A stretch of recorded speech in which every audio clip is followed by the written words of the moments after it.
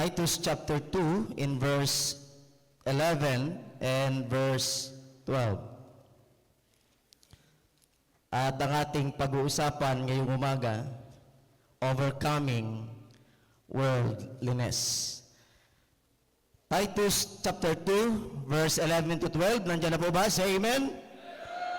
The Bible says, "For the grace of God that bringeth salvation hath appeared unto all men, teaching that denying ungodliness and worldly lust, we should live soberly, righteously, and godly in this present world." Manalangin po tayo sumandali. Panginoong Diyos na dakila, Ama naming banal na makapangyarihan sa lahat, maraming salamat sa oras na ito, sa buong araw, Panginoon, na ang mga kabataan ito, hamunin niyo po sa magitan ng iyong mga lingkod na magpahayag ng iyong mga salita. Sa oras na ito, muli pong hamon ng mapakinggan ng bawat isa, gamitin yung lingkod, Panginoon. Pakapangyarihin niyo, Lord God, puspusin niyo ng Manal Espiritu na mayroong kalakasan, katapangan, karunungan upang ihayag ang iyong mga salita, Panginoon. Salamat po sa tulong at biyaya mo, pinupuri ka namin, Ama, sa dakilang pangalan ng aming tagapagligtas, ang Panginoong Hesus. Amen and amen. Overcoming worldliness.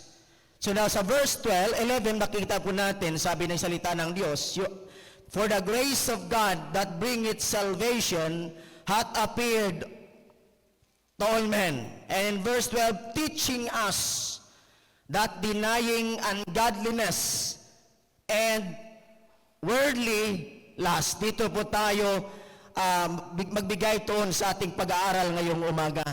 So sabi ng salita ng Diyos, yung biyaya na nagdadala ng kaligtasan, walang ibang persona ng ating Panginoong Hesukristo, ay nahayag dito sa sanlibutan na siyang ipinako sa krus, namatay, inilibing at muling nabuhay. Yan ang tinatawag nating ebanghelyo na kapangyarihan ng Diyos sa lahat ng magsisampalataya sa Kanya para sa ikaliligtas ng kaluluwa ng bawat tao na sasampalataya sa ating Panginoong Hesukristo. At itong biyaya na nagdadala ng kaligtasan, hindi lamang kaligtasan ng kanyang dala, kundi ito rin po ay nagtuturo na ating itakwil ang makamundong buhay at ang kamunduhan at ang kasamaan ng mundong ito. Hindi lang dumating si Kristo para ipatiyak sa iyo at sa akin ang biyaya ng kaligtasan, kundi para makamit natin lahat ang buhay na matuwid, ang buhay na maayos, ang buhay na maayos na plano ng Diyos sa simula pa lamang. Ngunit sinira ni Satanas ng kasalanan na pumasok sa sangkatauhan. Amen ba? So, dapat maunawaan natin, mga young people, na hindi ka lang iniligtas ng Panginoon. Nais ng Diyos, makamit mo ang buhay na maayos, buhay na matuwid, buhay dito sa mundong ito na nabubuhay para sa ating Panginoon, hindi sa kamunduhan, dahil iniligtas tayo ng Diyos at tuturuan na mamuhay para sa Diyos habang nandito tayo sa mundong ito. Amen ba? Tatlong bagay, dahil hanggang 40 minutes lang ako. Tatlong bagay ngayong umaga. So makikita natin, sabi, teaching us that denying ungodliness and worldly lust. Ako'y naniniwala, hindi ito magkahiwalay. Associated tong dalawang ito. Pag ikaw ay worldly, ungodly ka na rin. Pag ikaw ay ungodly, worldly ka na rin. Amen o ba? Ito'y sabi ng salita ng Diyos ngayong umaga. Magsabi tayong worldliness or worldly lust means the intense desire or craving for things of this world. Dahil ito, ang sanlibutang ito, ang pagiging makamundo ay isang malaking bagay na nahamon sa lahat ng ligtas kung paano niya ito malagpasan para masunod niya ang Panginoon ng kanyang buhay. Amen ba? Tandaan natin, worldliness is evil before the Lord. Ang makamundo, ito ay masama sa harapan ng Diyos. Worldliness is enmity with God. Worldliness is fighting against God. And worldliness is the enemy of the church. Amen ba? Worldliness is the enemy of the church. That's why mga young people sa churches, Like kahit mga adult, you know what? Isang minsang malaking kalaban ng church ang mga worldly believers, worldly young people. That's why hindi magamit-gamit ng Diyos ang buhay dahil worldly. Amen na ba? Sabi ng Bible in James chapter 4 verse 4, Ye adulterers and adulteresses, know ye not that the friendship of this world is enmity with God? Whosoever therefore will be a friend of the world is the enemy of God. Amen na ba? Pag worldly ka, enemy ka ng Diyos, enemy ka ng church of God, because the church is the body of Christ. Amen na ba? That's why dapat maintindihan ng ating mga young people ngayong umaga na ang pagiging makamundo ay kaaway ng Diyos, masama sa Diyos, ito'y kaaway ng church at dapat bilang iglesia, awayin natin, pagtagumpayan natin ang pagiging makamundo. Amen ba? Number 1, the obstacle to overcoming worldliness. The obstacles to overcoming worldliness. Ito yung mga bagay na dapat maunawaan mo yung mga gamayang people bago ka sumuko sa buhay mo upang makatulong sa iyo na mahigit masunod mong Panginoon. Maintindihan mo ang mga hadlang ni Satanas kung bakit hanggang ngayon makamundo ka pa rin. Number 1, makikita ang obstacle to overcoming worldliness. Number 1, ignorance. Ignorance. Amen o ba? Kaya marami ang makamundo. Kahit ligtas na, makamundo pa rin because of ignorance. Dapat mo maintindihan, if God is able and willing to save us, He is also willing and able to change us. Amen ba? Kaya ng Diyos sa pananampalataya, sa biyaya niya, sa pananampalataya, iniligtas niya tayo. Anong hindi niya kaya na baguhin ang ating buhay? Amen? Ignorance of the gospel. Maraming kabataan, members of the church, because of ignorance, makamundo pa rin. Maraming pagkakataon, we act as unbeliever. Why? Di natin nauunawaan na ang ibangilyong tinanggap natin, ang kaligtasang natanggap natin, magre-resulta yan ng pagsunod sa Diyos, magre-resulta yan ng buhay na paglilingkod sa ating Panginoon, magre-resulta yan sa pagsunod sa kalooban ng ating Panginoon. Yung ebanghelyo na ating tinanggap ay hindi lang kaligtasan dala niya, kundi tulungan tayo na baguhin at ayusin ang ating mga buhay. Amen ba? Titus chapter 1 verse 13, who was before the blasphemer and the persecutor and injurious, but I obtained mercy because I did it ignorantly in unbelief. That's why, because of ignorant, lack of knowledge, lack of understanding of the gospel of the Lord Jesus Christ, maraming young people, Kristiyano, hanggang ngayon, nabubuhay saan? Sa makamundo because of ignorant. Ignorant, nabubuhay at nanatili pa rin sa kamangmangan. Titus, 1 Timothy chapter 2 verse 4, sabi ng Bible, who will guide all men to be saved and to come to the knowledge of truth. Hindi gusto ang Diyos na ligtas ka lang. Dapat makarating ka sa lahat ng katotohanan. That's why young people, huwag kayong maging ignorante sa katotohanan sa ebanghelyo ng ating Panginoong Hesus. Hindi ito nagligtas at hanggang kaligtasan lang. Ito ay magdadala sa atin at tutulong sa atin, magtuturo sa atin na ating talikuran ang kasamaan at ang kamunduhan. Amen? Number 2, not only ignorance. Number 2, because of influence. Influence. 1 Corinthians chapter 15 verse 33. Be not deceived. Evil communications corrupt good manners. Amen? Evil companion corrupt good manners. Malaking bagay ang sa buhay ng mga kabataan, ng mga Kristiyano, ang influence. Dahil kung sino ang nag-i-influence sa'yo, magiging ganon ka rin. Evil influence, corrupt, good manners. That's why, kapag ang sinasamahan mo, mga young people, sa buhay mo, mga unbeliever, mga makamundo, magiging ganon ka rin sa kanila. Amen? Kaya maraming, ito'y pangalawang bagay na dapat mong maunawaan na napakalaking porsyento sa buhay ng mga young people ang influence kung bakit hindi makaalis-alis, hindi kayang talikuran ang kamunduhan at ang kasamaan. Because influenced by wrong associations. Be not equally yoked together with unbelievers, for what fellowship hath righteousness with the unrighteousness?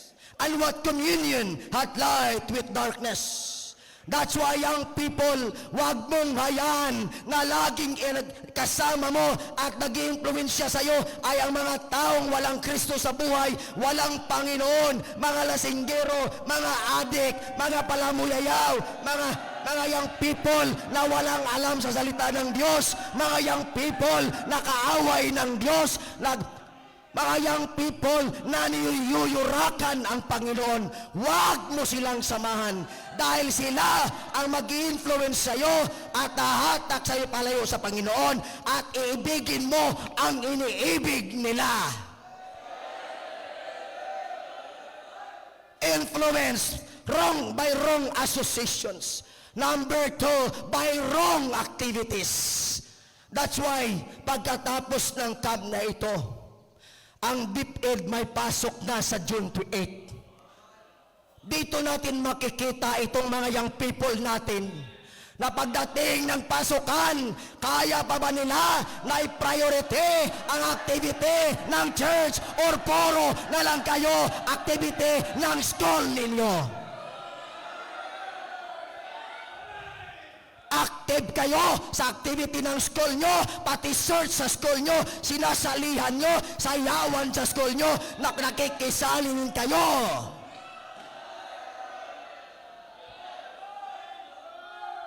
Dito nyo ngayon, pagkatapos ng pagpasukan, dalisa ito sa hahatak sa iyo na hindi ka makausad-usad at matalikuran ang kamunduhan. Dahil maraming aktibidades sa school, young people, na mas active pa kayo kaysa church activities. Pag activity sa school, kaya nyo magpuyat, kaya nyo mamasahe, magsakripisyo sa church, libre na sundo, susunduin ka, gigisingin ka pa, papakainin ka na, late ka pa. Sa church, hindi mo kayang mamasahe, magpapasundo ka kahit malapit lang.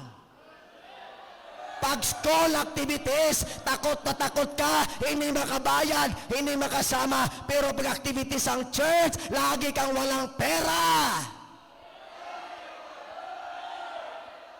Amen? Wrong activities.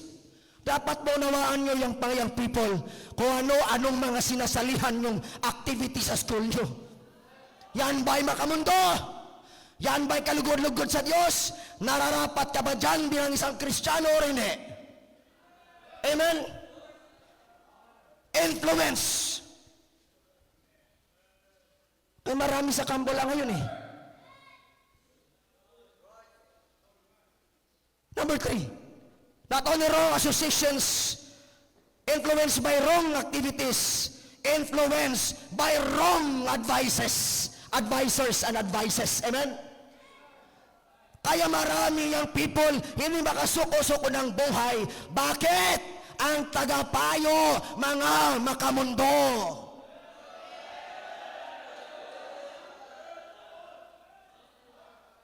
Ang hilig-hilig mo makinig ng payo ng mga unbeliever.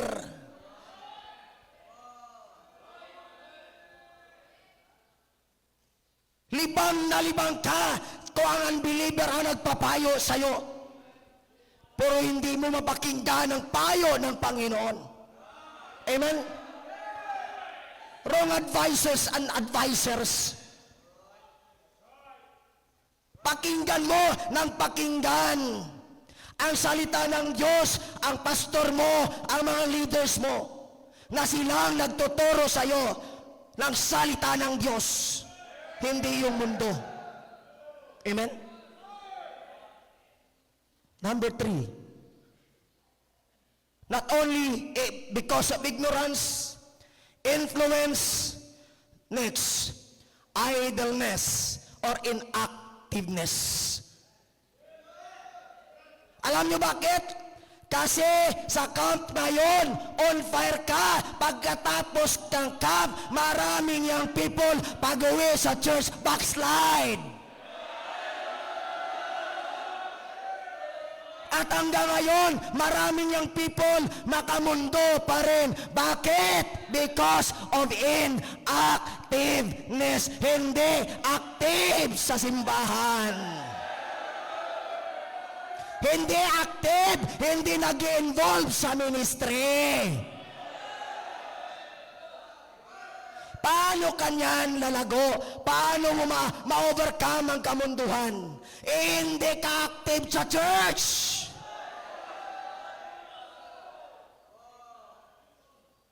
Sa aktibidades ng mundo, lagi kang present, pero sa church, panay ka, absent. Kung hindi ka panay absent, panay late. Ang mga young people na mga makamundo, mga inactive sa church. Walang ministry. Takot daw mag-involve sa ministry, nahihiya daw, pero pag sa sanlibutan, mga walang hiya.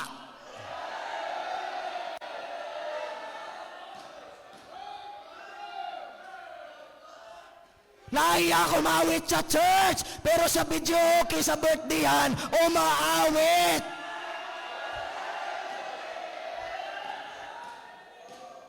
Pangit daw ang mga boses ng choir member, maganda daw boses ng mga singers ng mundo. Puri ng puri sa mga awit ng sanlibutan. Inactiveness.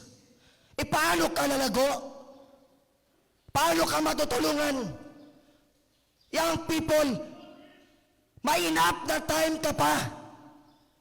Dahil hindi, wala ka pang mabibigat na problema, responsibilidad na iniisip sa buhay mo.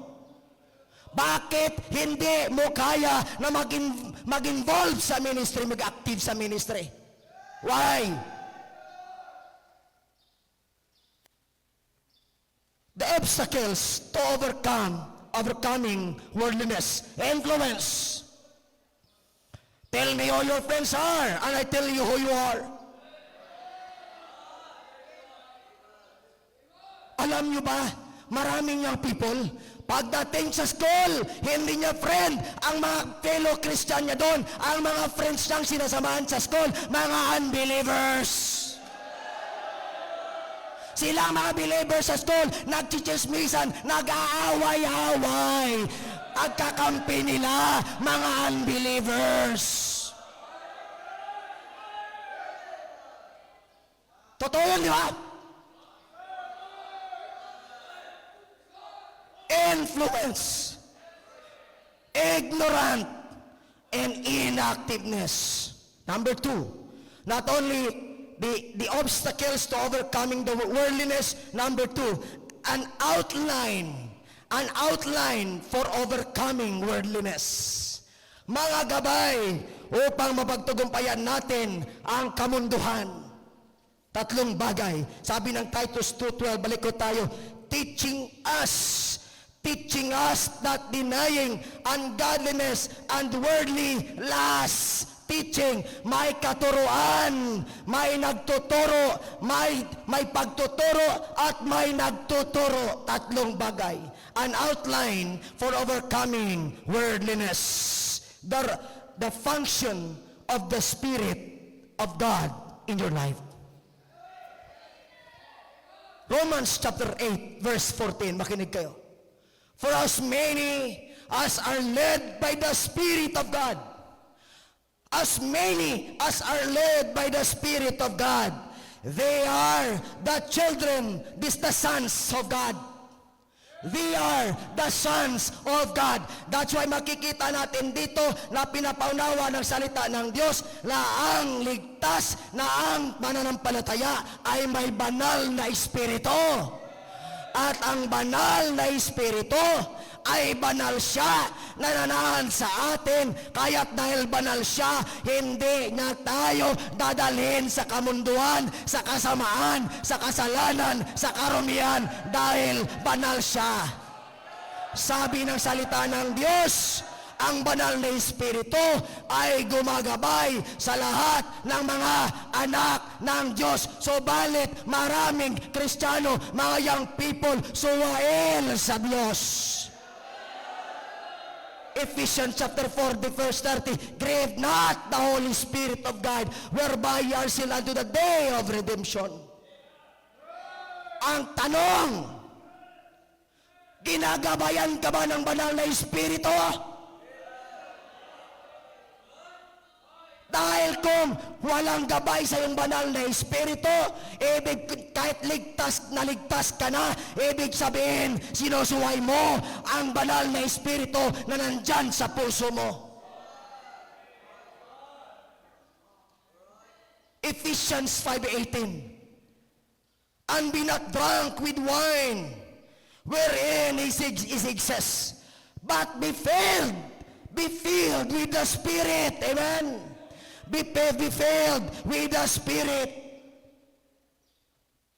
Young people, parang isang bagay na dapat maintindihan mo, kailangan ka mapuspos ng banal na espiritu sa buhay mo. Huwag kang magpakalasing sa alak, sa barkada, sa love life. Magpakapuspos ka sa banal na espiritu. Dahil kapag puspos ka ng banal na espiritu, matlalagpasan mo ang kamunduan, ang kasalanan, ang mundong ito. Mapagtatagumpayan mo ang influence ng mundong ito. Pero sa panahon ngayon, ang mga young people natin, mga lasing sa pagmamahal, lasing sa love life, lasing sa ML, lasing sa chat, lasing sa social media. Dahil lasing na sa sanlibutan, wala nang unawa kung anong katotohanan, kung anong tama, anong mabuti.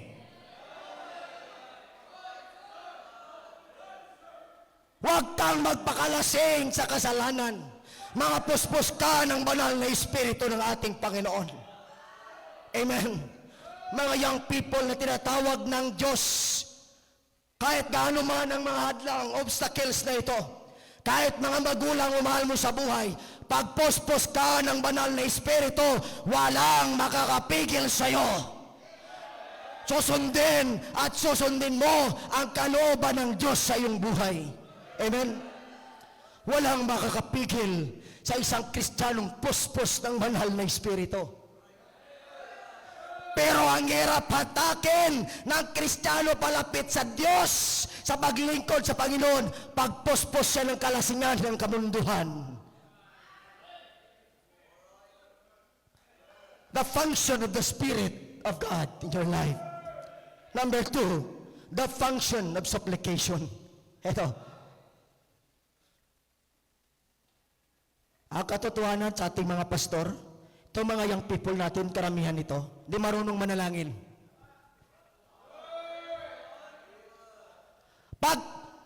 Pag tinikalay ba, pag kwentong barbero, ang lalakas ng boses, ang iingay, isama mo sa panalangin, nanginginig.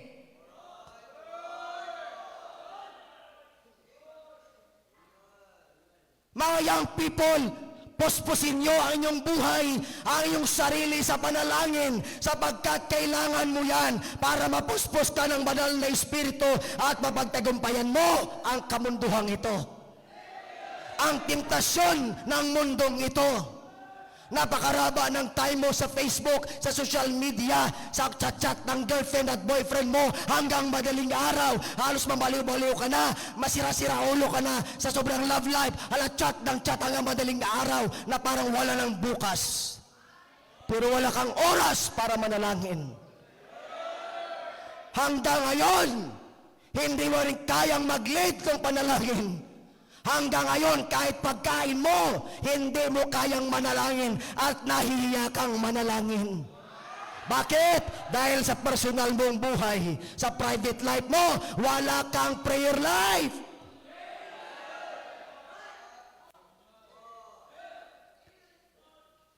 Spiritual ka lang tingnan, pero privately, wala kang kulang ka sa panalangin. Bakit? Naubos ng social media, naubos ng ka-chat-chat mo sa love life mo.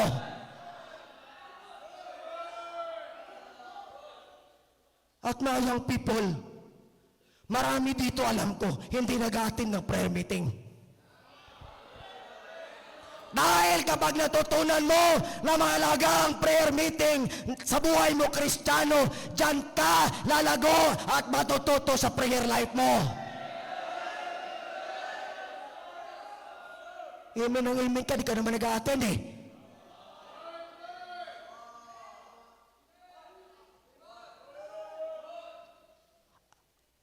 Pinagpipray naman kami ni pastor ng mga member. Kapal naman ang looks mo. Asa ka sa panalangin ng pastor mo at ng ibang Kristiyano, ano namang pakinabang mo? Gusto nyo magbenepisyo lang sa panalangin ng church, ng pastor nyo, ng leaders nyo, ng ibang mga Kristiyanong malago.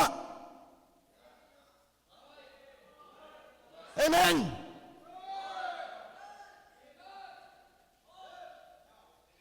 Kailangan din namin panalangin mo.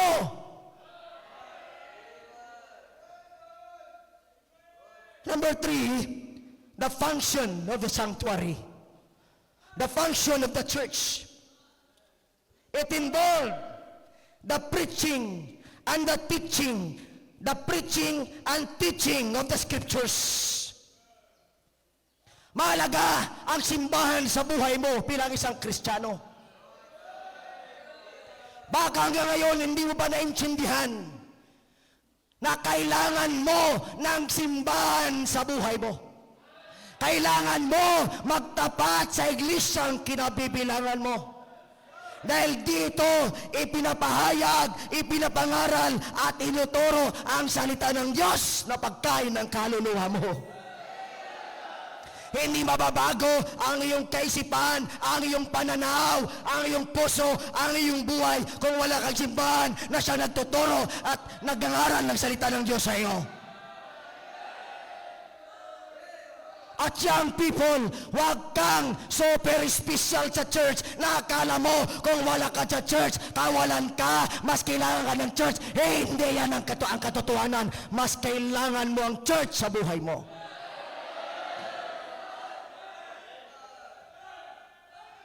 Basta naman ang Bible privately, hindi ka makabasa eh. Hindi ka pa mag-church para makinig ng salita ng Diyos.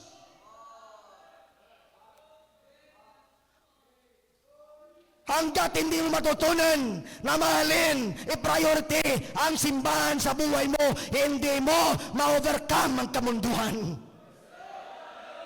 Dahil dito, ang simbahan, it involved the preaching and the teaching of the scriptures. Preach the word, be instant in season, out of season, reprove, rebuke, exhort with all long suffering and doctrine. Mahalaga ang simbahan. Bakit? Dito ka pangaralan, pagalitan, sawayin, turuan, gabayan ng salita ng Diyos. Hindi sa school nyo, sa simbahan. All scriptures is given by the inspiration of God and is profitable for doctrine, for reproof, for correction and instruction in righteousness. That's why napakalaga ng simbahan sa iyo. Dahil dito ipinapangaral sa salita ng Diyos na siyang profitable, kapaki-pakinabang sa Kristiyanong buhay mo, na matutunan mo ang tamang mga doktrina na dapat isabuhay mo. Dahil malinaw sa salita ng Diyos, doctrine is a lifestyle.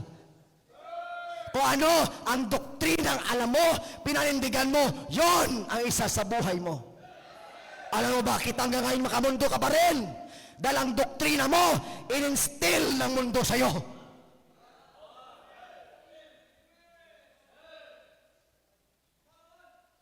Not only it involved the preaching and teaching of the scriptures. Number 2, it involved the pastor and the trainer for the saints. Malaga ang church, bakit? Kailangan ng kaluluwa mo ng pastor na magtuturo sa iyo. Disciplers, teachers na maghubog sa iyo sa Kristiyanong buhay mo.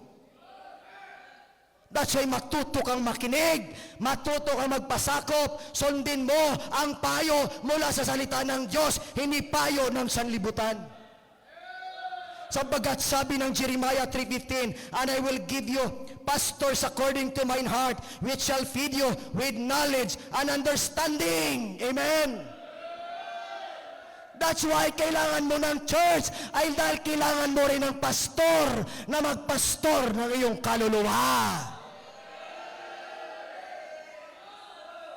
Marami sa mga young people, ayaw pastoran ang kanyang kaluluwa, pero tawag ng tawag sa pastor niya, pastor, pray for me, pastor, help me, pastor, pastor, pastor, pero ayaw pastoran ang kaluluwa niya.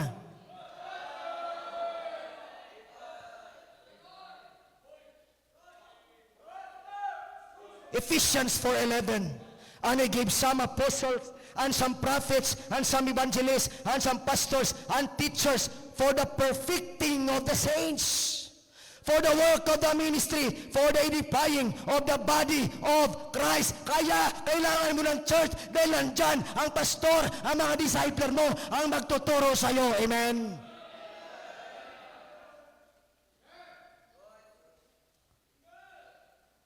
Takot kayo sa school. Takot kayo pagalitan ng teacher nyo sa school. Malate kayo pagalitan ng guard. Pero sa church, mga walang hiya ito, mga young people na marami dito. Maunawain naman niya si pastor eh. Kahit malate ako, kahit hindi ako alternate ako magsimba, okay lang pastor, naiintindihan niya yan. Walang patutunguhan ng Christian life mo. Wala. 1 Timothy 2:2, and the things that thou hast heard of me among many witnesses, the same commit thou to faithful men, who shall be able to teach others also. Kailangan may mag-disciple sa iyo.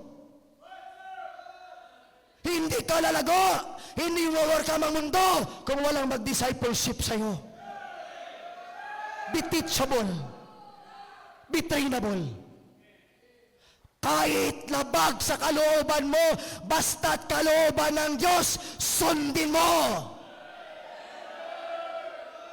And last, the obstacles, an outline. Number 3, the outcome of overcoming worldliness. The outcome of overcoming ungodliness. Chapter Titus 2:12, teaching us that denying ungodliness and worldly lusts, we should live soberly, righteously, ungodly in this present world. Dahil ang mundo ay masama, ikaw na Kristiyano, dapat mamuhay na baliktad at hindi ayon sa sanlibutan ito. Huwag sumunod sa agos ng mundo. Huwag sumunod sa majority na sumusuporta sa mali, sa kasalanan. Tumindig ka sa katotohanan, sa salita ng ating Panginoon. Teaching us that denying the outcome of overcoming worldliness. Number 1, your Christian life will be perfected. Lalago ang Christian life mo. You know why? Because along the way, kapag puspos ka ng banal na Espiritu, aktibo ka sa prayer life mo, may simbahan kang umuhubog sa'yo, nagtuturo sa'yo, nagdidisiplina sa'yo, naglilingkod ka dyan, you will learn how to deny worldliness. You learn to say no to the world. You will learn to say no to the world. Kaya mo manindigan sa school, hindi ako ma'am sasali dyan, hindi ako pwede dyan, bahala na bagsak mo ako, hindi ako sasang-ayon dyan. Hanggat ngayon, ang mga makamundong bagay, sinasang-ayunan mo pa. Pinapakita lamang na hindi ka lumalago sa Christian life mo. Your Christian life will be perfected till we will come in the unity of the faith and of the knowledge of the Son of God unto a perfect man. So paano tayo hantong bilang lalago bilang Kristiyano? Kailangan natin ng 11 ng Ephesians chapter 4. Kailangan mo ng pastor, kailangan mo ng discipler sa church para lumago ka.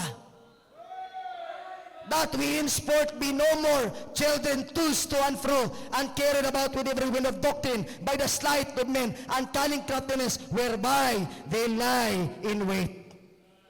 Kasi pag hindi ka lumago, and for Demas hath forsaken me, having loved this present world, and is departed unto Thessalonica, Crescens to Galatia, Titus unto Dalmatia. Habang tumatagal ka na Kristiyano at hindi ka lumalago, magiging katulad ka ni Demas. Lalayas ka anytime sa church.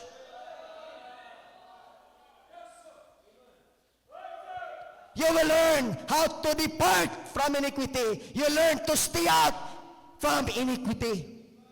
Pag lumalago ka, yan ang resulta kapag nahuhubog ka ng salita ng Diyos. Amen? You will learn to say no to worldliness, stay out from iniquities, and you will learn to stand up for the Word of God. Amen? Number 2, not only that your Christian life will be perfected, number 2, your Christian life will be profitable. Hello? Alam niyo bakit maraming people ngayon hindi ka pakipakinabang ang buhay? Hindi mapuslanon, hindi mapapakinabangan sa gawain ng Diyos, hindi napapakinabangan ng ating Panginoon, dahil ang ngayon makamunto pa rin. Amen? Pero kapag may gabay ang buhay mo, nagpapaturo ka, nagpapadisiplina ka, ang buhay mo tiyak, ang resulta niyan magiging pakinabang na isang young people na Kristiyano sa gawain ng Panginoon. 2 Timothy chapter 4 verse 11, only Luke is with me. Take Mark and bring him with thee, for he is profitable to me for the ministry. Amen? Ibig sabihin, kapag pakinabang ang buhay mo, you will be profitable to the ministry. Hindi yung people makinig. Hindi ka mapakinabangan sa gawain ng Diyos kapag ang utak mo, ang puso mo, kamunduhan at kasalanan. Isang young people display at visit sa church. Pag hindi ka pakinabang, alam mo ba, pambubisit ka sa church. Hindi ka blessing. Kung gusto mong mapakinabangan ka, maging profitable ka, maging blessing ka sa gawain ng Diyos, talikuran mo ang mundo. Ngunit hindi mo kayang talikuran yan kung hindi ka mapuspos ng banal na Espiritu, hindi mo paigtingin ng iyong prayer life at wala kang simbahan na saan dyan ka nagpapasakop para hubugin, disiplinahin ng salita ng Diyos.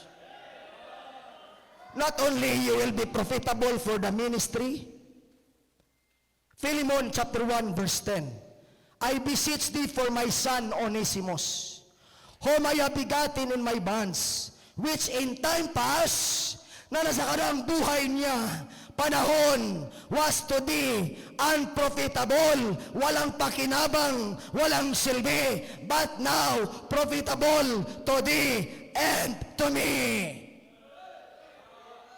You will be profitable not only for the ministry, also for the ministers of God. Magiging katuwang ka ng simbahan, maging katuwang ka ng iyong pastor sa paglilingkod sa gawain ng Panginoon. Young people ka pa lang, pero kapag ipakinabang ka na sa church sa gawain ng Diyos, kapag ipakinabang ka sa iyong pastor, lagi ka niyang katuwang, lagi ka nandyan, lagi kang sumusuporta, lagi kang available pag may gawain sa simbahan. Lagi kang kaback up ng iyong pastor. Amen? Pag na-overcome mo yung kamunduhan, love not the world, neither the things of this world, sabi ng Bible. Amen? And last, not only you will be profitable to the ministry, you will be profitable to the ministers, and you will become a profitable ministries. Amen?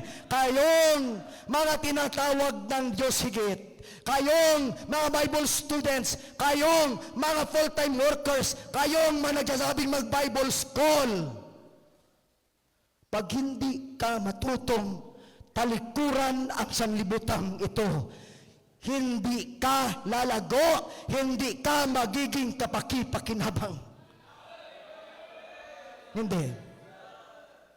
Full-time ka, susurrender ka, pero makamundo ang isip mo at ang buhay mo, ang puso mo, hindi ka uusahan.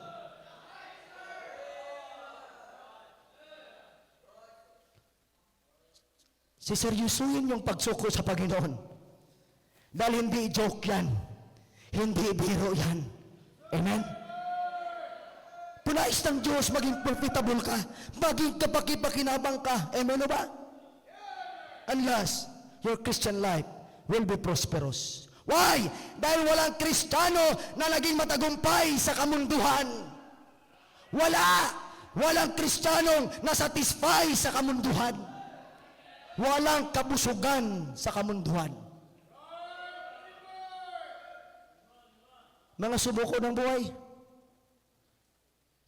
your satisfaction is doing the will of God. Hindi masunod ang Diyos ang utak mo, mabigyan mo ng pera pamilya mo.